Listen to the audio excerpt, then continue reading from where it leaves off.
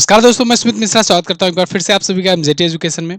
PM Modi की और Donald Trump की अभी फोन पर बातचीत हुई है। ये फोन पर बातचीत 35 मिनट तक चली है। कारण ये था कि पीएम मोदी G7 में जब गए थे, डोनाल्ड ट्रंप से मिलना था, लेकिन वो मुलाकात नहीं हो पाई थी। उसके पीछे का रीजन ये है कि ये पहले ही निकल लिए थे। डोनाल्ड ट्रंप पीएम मोदी के पहुंचने से पहले ही वहां पर G7 की मीटिंग अटेंड करके निकल चुके थे। इनका जाने का ये कारण ये था, इन्होंने ये बताया था दुनिया को कि भाई देखो, मिडिल ईस्ट में जो चल रहा है इसके लिए हमारा जाना जरूरी है। असली बात क्या है, इसको हम लोग आज की वीडियो में देखेंगे, समझेंगे। साथ ही साथ में क्या बातचीत हुई है, किस मुद्दों पर बातचीत हुई है, इसको भी हम लोग जानेंगे, जो कि बहुत ज़्यादा इंपॉर्टेंट है इंडिया और यूएस के रिलेशन को लेकर के। आप यहाँ पर आर्टिकल देख पाओगे, न्यूज 18 का है। PM Modi 35 minute phone call send clear message to Trump, choose Croatia over US. यहाँ पर चूज क्रोएशिया ओवर यूएस क्यों लिखा है, इसके बारे में भी हम लोग अभी जानेंगे। तो देखिए, पीएम मोदी G7 समिट में एज ए गेस्ट इनवाइट किए गए थे। भारत G7 का हिस्सा नहीं है, सदस्य नहीं है, लेकिन फिर भी पिछले कुछ सालों से लार्जेस्ट इकोनॉमी के लिस्ट में आने की वजह से, टॉप 5 इकोनॉमीज में अपना इंडिया है, तो उसमें आने की वजह से भारत को इनवाइट किया जाता रहा है एज ए गेस्ट। लेकिन अभी यहाँ पर इस बार क्या हुआ था कि लास्ट टाइम तक, पिछले मतलब अगर G7 समिट के अगर पिछला 7 दिन देखा जाए, उसके पहले तक भारत को इनवाइट नहीं किया गया था। इस पर हमने ये वीडियो किया था, ये सेशन किया था, इसमें समझाया था आपको डिटेल से। लास्ट टाइम तक इनवाइट नहीं किया गया था, लेकिन लास्ट टाइम पर जाकर के 7 दिन पहले ही ये बताया गया कि पीएम मोदी आ रहे हैं, इन्वाइट किया गया और पीएम मोदी ने भी कन्फर्म किया कि ठीक है, हम जाएंगे। फिर उस टाइम ये क्लियर हुआ कि भाई पीएम मोदी 3 देशों का दौरा करेंगे। पहले साइप्रस जाएंगे, फिर कनाडा जाएंगे जहां पर G7 हो रहा है, उसके बाद लौटते समय क्रोएशिया जाएंगे। तो ये फिक्स हुआ। G7 की समिट हुई। समिट के दौरान देखिए, यहाँ पर जब शुरुआत में पहले दिन की जो फोटोज आई, 15 जून से शुरू था, 17 जून तक चला। तो जो पहले दिन की फोटोज आई उसमें यहाँ पर आपको वर्ल्ड लीडर्स दिखेंगे। इसमें डोनाल्ड ट्रंप आपको यहाँ पर दिख जाएंगे। ये रहे डोनाल्ड ट्रंप, आपको यहाँ पर दिख रहे हैं बीच में। तो ये डोनाल्ड ट्रंप है। ठीक है, पहले दिन की फोटो आई, कीर स्टारमर बगल में है, इसके बाद फिर ये मार्क कॉर्नी है, कनाडा के प्रधानमंत्री, जॉर्जिया मेलोनी है, आपको यहाँ पर दिख रही हैं, ये सब। इसके बाद दूसरे दिन की जो फोटो आती है, इसमें आपको डोनाल्ड ट्रंप कहीं पर नहीं दिखेंगे। इसमें बाकी के जो गेस्ट कंट्रीज हैं उनको भी इनवाइट किया गया था। यहाँ पर मार्क कॉर्नी दिखेंगे, जो इस बार होस्ट कर रहे हैं, मतलब कनाडा के प्रधानमंत्री हैं। बगल में आपको यूक्रेन के प्रेसिडेंट व्लादिमीर जेलेंस्की दिख जाएंगे, व्लादिमीर जेलेंस्की। और यहाँ पर आपको पीएम मोदी दिख जाएंगे। दोनों ही कारण था जिस वजह से ट्रंप चले गए। देखिए, ट्रंप से और इनकी बहस हुई थी, आपने देखा था, जबरदस्त बहस हुई थी व्हाइट हाउस में। और इसके बाद पीएम मोदी से लेकर के पिछले दिनों में कई चीजें चल रही हैं। अभी वो क्या चल रही हैं, अभी हम लोग उस पर बात करेंगे। खैर, जॉर्जिया मेलोनी यहाँ पर हैं और ये सब बाकी के लीडर्स थे।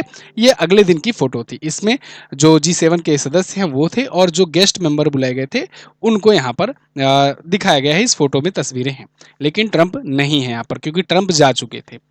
अब बातचीत क्या हुई है? बातचीत ये हुई क्योंकि मुलाकात वहां पर हो नहीं पाई पीएम मोदी की, और उम्मीद किया जा रहा था कि पीएम मोदी वहां पर मुलाकात करेंगे और ऑपरेशन सिंदूर के बारे में वहां पर बताएंगे। मैंने, आपको याद होगा, जब पिछली वीडियो बनाई थी तो उसमें भी क्लियरली ये बताया था कि भाई ऑपरेशन सिंदूर पर चर्चा चलेगी, क्योंकि ये पहली बार ऑपरेशन सिंदूर के बाद पीएम मोदी किसी विदेश समिट में जाएंगे, हिस्सा लेंगे, तो वहां पर ऑब्वियस सी बात है ऑपरेशन सिंदूर का मुद्दा उठाएंगे। पाकिस्तान को भी एक्सपोज करने का प्रयास किया जाएगा। लेकिन जब वहां पर यूएस प्रेसिडेंट मिले ही नहीं, और यूएस प्रेसिडेंट खास तौर से क्यों, क्योंकि यही बार बार चिल्ला रहे हैं कि भारत और पाकिस्तान के बीच में सीज फायर इन्होंने ही करवाया है, इन्होंने ही फोन किया, उसके बाद ट्रेड की धमकियां दी, उसके बाद फिर भारत के प्रधानमंत्री भी और पाकिस्तान के प्रधानमंत्री भी, दोनों लोग मान गए, आराम से सरेंडर कर दिया, और उसके बाद इन्होंने सीज फायर के लिए राजी कर दिया, हामी भर लिया। लेकिन भारत हमेशा से ये कहता आया है कि भाई ऐसा कुछ नहीं हुआ है, हमने कभी भी कुछ नहीं किया ऐसा कि किसी के दबाव में आकर के सीज फायर किया है। हमने हमेशा से बताया है कि पाकिस्तान ने पहले कॉल किया, उन्होंने सीज फायर की रिक्वेस्ट करी, और हमारा तो पहले से ही मोटो था कि भाई हम लोग को केवल जो टारगेटेड लोकेशन है उनको टारगेट करना है, आतंकी जो ठिकाने हैं उनको टारगेट करना है, हमें युद्ध में नहीं पड़ना है। क्योंकि हम देख रहे हैं इस समय बहुत सारे देश युद्ध में पड़े हुए हैं, और पड़ने की वजह से वो कोई ग्रोथ नहीं कर पा रहे हैं, ना अपने पब्लिक के लिए अच्छा कुछ कर पा रहे हैं, ना ही वो अपने देश के लिए कुछ अच्छा कर पा रहे हैं।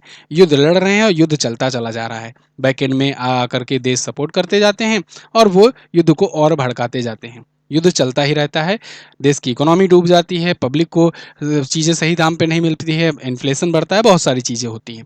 तो इसलिए भारत नहीं चाहता था कि युद्ध में पड़े, और भारत ने इसीलिए क्या किया, एक ऑपरेशन किया, ऑपरेशन के जरिए आतंकवादी ठिकानों को टारगेटेड निशाना बनाया। इस फोन कॉल में इस बात को भी बिल्कुल क्लियर तरीके से बताया गया। अब विदेश जो सचिव हैं विक्रम मिश्र जी, उन्होंने आकर के ब्रीफ किया मीडिया को, और उन्होंने बताया क्लियरली कि क्या क्या बातचीत हुई है। उसमें उन्होंने कहा है कि नो ट्रेड टॉक, कोई भी ट्रेड टॉक नहीं हुई थी। ये बात फिर से डोनाल्ड ट्रंप को ही बता दिया गया है। अब तक मीडिया के मंचों के थ्रू या बाकी इंटरव्यूज के थ्रू भारत कहता आ रहा था कि भाई कोई ट्रेड टॉक नहीं हुआ है, जो यूएस प्रेसिडेंट बोल रहे हैं ऐसा कुछ नहीं हुआ है, लेकिन वो नहीं मान रहे थे। डोनाल्ड ट्रंप 14 बार अभी तक ये क्लेम कर चुके हैं कि हमने सीज फायर कराया है, मतलब अलग अलग जगह पर बार बार ट्वीट कर कर के कि हमने सीज फायर कराया है, भारत पाकिस्तान के बीच में युद्ध हमने रुकवाया है। लेकिन भारत कहता रहा है कि नहीं, ऐसा कुछ नहीं है, कोई भी मध्यस्थता हमें स्वीकार है ही नहीं, और ना ही हम आगे कहीं कोई मध्यस्थता स्वीकार करेंगे। नो यूएस मेडिएशन इन पाक ट्रूस, यूएस मेडिएशन बिल्कुल कुछ नहीं हुआ था।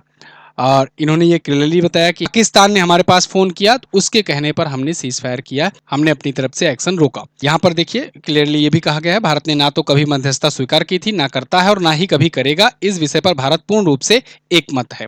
ठीक है। ऑपरेशन सिंदूर क्या था, इसको फिर से एक बार ब्रीफली मैं आपको बता दूं। ये 7 मई को शुरू हुआ। 7 मई को भारत ने 9 आतंकी ठिकानों पर अटैक किए, जो पीओके में भी थे और पाकिस्तान में भी थे। बहुत सारे ऐसे क्षेत्र थे, आतंकी ठिकाने थे, तो उसको यहाँ पर टारगेटेड करके 100 से ज़्यादा आतंकियों को मारा गया। 7 मई से 10 मई आते आते पाकिस्तान घुटनों पर आ गया। पाकिस्तान की तरफ से फ़ोन कॉल आता है भारत की तरफ, और सीज फायर करने की बात की जाती है। तो भारत ने भी उसको सख्त चेतावनी दिया कि भाई देखो, हम युद्ध को अभी को रोक रहे हैं, मतलब थोड़े टाइम के लिए, लेकिन इसको ये मत समझना कि ऑपरेशन सिंदूर खत्म हो गया है। ऑपरेशन सिंदूर अभी भी जारी है। अगर कोई आतंकी कुछ भी एक्टिविटी होती है, गतिविधि होती है, तो उसे हम प्रॉक्सी वार नहीं समझेंगे, अब उसे हम फुल फ्लेज वार समझ करके ही उसी हिसाब से एक्शन लेंगे। ये भारत ने साफ कर दिया, और भारत ने अभी आज फिर से ये बात कह दी कि भाई देखो, ऑपरेशन सिंदूर अभी भी जारी है। अगर कोई अगली आतंकी घटना होती है, कोई भी क्रॉस बॉर्डर टेररिज्म होता है, तो अगला एक्शन हमारा वार की तरह होगा, और इसका खामियाजा तुम्हारी सेना को, तुम्हारी जनता को, तुम्हारे जितने भी आतंकी जो आका हैं, उन सब को भुगतना होगा। खैर, मोदी ट्रंप जल्द ही मिलने की कोशिश करेंगे। राष्ट्रपति ट्रंप ने पीएम मोदी से ये भी कहा कि भाई ठीक है, कनाडा में G7 हो रहा है, कनाडा बगल ही देश है, वहां से G7 होस्ट करके आ जाओ अमेरिका, मिल लेते हैं, मुलाकात कर लेते हैं। पीएम मोदी ने कहा नहीं नहीं, अभी हम नहीं आएंगे, अभी थोड़ा सा हमारा बिजी शेड्यूल है। मैंने आपको बताया था ना अभी आर्टिकल में कि यूएस को के बजाय क्रोएशिया को चुना, क्यों? क्योंकि भारत का शेड्यूल जो है वो फिक्स है, पहले जाएंगे साइप्रस, पीएम मोदी साइप्रस गए, वहां से वहां का सर्वोच्च नागरिक सम्मान इनको मिला, फिर कनाडा गए, और कनाडा से लौटते समय आज वो क्रोएशिया पहुंचे हैं। ठीक है, तो यही लाइन यहाँ लिखा गया है, चूजेस क्रोएशिया ओवर यूएस, क्योंकि यूएस के प्रेसिडेंट ने इन्वाइट किया पीएम मोदी को कि आ जाओ यहाँ पर। लेकिन भारत ने साफ तौर पर इनको दिखा दिया कि देखो, हम वो लिबिर झिबिर वाले नहीं हैं, ना ही हम जेलेंस्की हैं, और ना ही हम सिरिल रामाफोसा हैं कि हमको ओवल ऑफिस में बुला करके कुछ भी इधर उधर बात बोलोगे, और कुछ भी पूरा मतलब अपना जाल बिछा करके कुछ भी करोगे। तो यहाँ पर इंडिया ने कह दिया कि अभी टाइम नहीं है, बहुत ही पोलाइटली बोल दिया कि भाई अभी नहीं, आगे कुछ प्लान बनाते हैं। आगे क्या प्लान है? आगे प्लान है कि हमारे यहाँ क्वाड होने वाला है, क्वाड की अगली समिट हमारे यहाँ होगी, तो आप आइए। पीएम मोदी ने उल्टा न्योता न्योता दे दिया यूएस प्रेसिडेंट को कि जो क्वाड समिट होने वाली है इस बार भारत में, उसके लिए आइए आप, क्योंकि क्वाड के मेंबर हम भी हैं और आप भी हैं, और आओगे तो मुलाकात होगी, चर्चा होगी। इस समय जो प्रो चाइना बने हुए हो, उस पर भी बातचीत हो जाएगी, थोड़ा सा क्वाड के बारे में भी आपको याद दिला दिया जाएगा।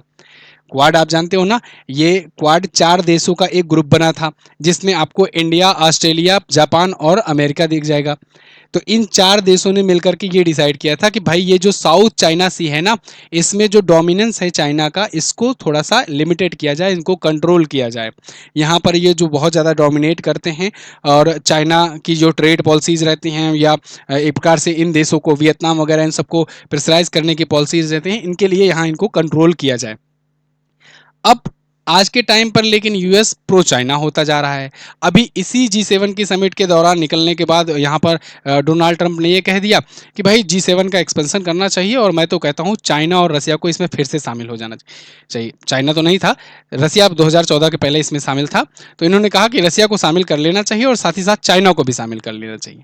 अब आप यहाँ पर देखो, चाइना को ये शामिल करने की बात कर रहे हैं किस तर्क पर? इनका ये कहना है कि भाई वो भी तो सेकेंड मोस्ट इकोनॉमी वाला देश है। एक्चुअली में 70 के दशक में जो टॉप इकोनॉमीज हुआ करती थी उन्हीं को मिला करके जी7 बिल्ड किया गया था। तो अब देखो, चलो यूएस पहले नंबर पर है, टॉप इकोनॉमी है। सेकंड पर चाइना है, इसको शामिल करने की बात कर रहे हैं, चलो ठीक है, मान लिया। तीसरे पर जर्मनी है, जापान है, ये दोनों इसके हिस्सा हैं, ठीक है। पांचवें पर अभी आज के टाइम पर इंडिया है, लेकिन आज के टाइम पर अगर देखा जाए तो इंडिया और जापान बिल्कुल बराबर पर चल रहा है। इंडिया कभी भी पीछे कर सकता है, रिपोर्ट्स आई है कि 2-3 महीने में पीछे कर देगा। एक बार हालांकि हल्ला उड़ा था कि इंडिया ने पीछे कर ही दिया है, लेकिन आईएमएफ ने क्लियर किया कि भाई अभी नहीं पीछे किया है, 1-2 महीने बाद पीछे करेगा। खैर, यानी कि चौथे नंबर पर हम लोग आ ही जाएंगे। तो टॉप 5 का अगर ले रहे हो, और रसिया देखोगे अगर, तो रसिया 11वें नंबर पर है।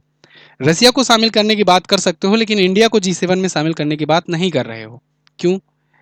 यहाँ पर डोनाल्ड ट्रंप ने बार बार जब क्लेम किया कि इंडिया और पाकिस्तान के बीच में मध्यस्थता हमने कराई है, तो उसका जवाब इनको मिल गया है। अब आगे जो भी कोई अपडेट आएगा मैं आपको बताऊंगा ही। एक ज़रूरी बात है, देखिए जी7 के बारे में मैं आपको पिछली वीडियो में सब कुछ बेसिक डिटेल बता ही चुका था कि इसमें देखिए 7 देश हैं, ठीक है। और 2014 से पहले रसिया भी इसमें था, तो जी8 कहा जाता था। क्रीमिया पर जब कब्जा किया रसिया ने, तो फिर जी7 हो गया, उसे निकाल दिया गया, रसिया को सबने बाहर कर दिया।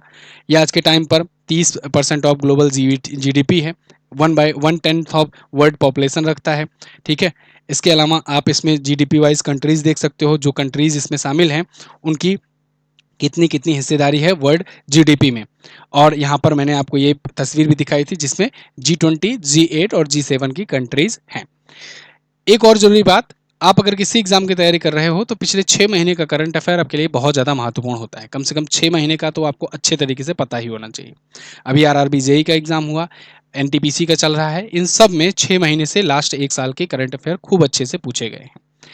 अगर आपके पास समय कम है तो 6 महीना अच्छे से पढ़कर जाइए, और अगर आपको थोड़ा सा समय और ज़्यादा मिलता है, मतलब 15-20 दिन मिलता है, या आपकी क्षमता है कि आप 1 साल का करंट अफेयर कवर कर लेते हैं, तो कम से कम आप एनटीपीसी एग्जाम के लिए तो पिछले 1 साल का करंट अफेयर पढ़ के ही जाइए। लेकिन एनटीपीसी के अलावा बाकी किसी भी एग्जाम की तैयारी कर रहे हैं अगर आप, तो पिछले 6 महीने की ई बुक ये आ गई है आपके लिए। आप इसको जाइए एमजेटी ऐप से लीजिए, हिंदी और इंग्लिश दोनों लैंग्वेज में अवेलेबल हो जाएगी, बस आज या कल में। हिंदी में तो आ ही गई है, इंग्लिश में भी आ जाएगी। तो आप लोग जा करके इसे एमजेटी ऐप से ले सकते हैं। MJT app Google play store पर मिलेगा। वीडियो अगर पसंद आई है तो वीडियो को लाइक कीजिए, शेयर कीजिए, और चैनल को ऐसे ही कंटेंट पाने के लिए सब्सक्राइब जरूर कर लीजिए। आपको जो भी विश्व में चल रहा है, जो मुद्दे चल रहे हैं, उनको आसान भाषा में मैं समझाने का प्रयास करता हूं, तो आप हमें सपोर्ट कर सकते हैं by subscribing our channel. Thank you so much, मिलेंगे अगली वीडियो में, तब तक के लिए नमस्कार, जय हिंद, वंदे मातरम।